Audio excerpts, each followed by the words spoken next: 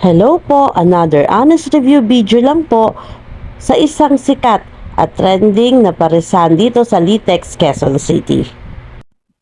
Alas 9 po ng gabi nang ako at ang aking mga anak ay magkayayaan puntahan ang nagtitrending na parisan sa Litex, ang Hiwaga Pares Overload. Marami na pong food vlogger ang pumasyal dito kaya kami ay nainganyo ring pumunta. Pagdating po namin, ito na po ang dinatnan naming dami ng tao. Tunay ngang napakarami din talagang tao. So kung makikita niyo po, ito po ang kanilang service area kung saan isiniserve nila ang kanilang mga food at pre-prepare.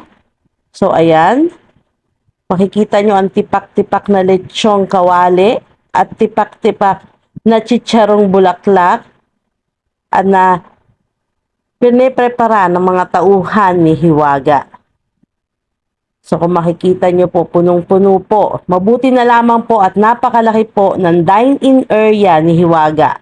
So ilang minuto lang po, dumating na po ang aming mga order. Umorder po kami ng Chaka Ken at Overload Pares. Si Hiwaga po, ang tawag niya po sa chicken niya ay Chaka Ken. So nagulat ako, napakalaki po. Akala ko dinosaur.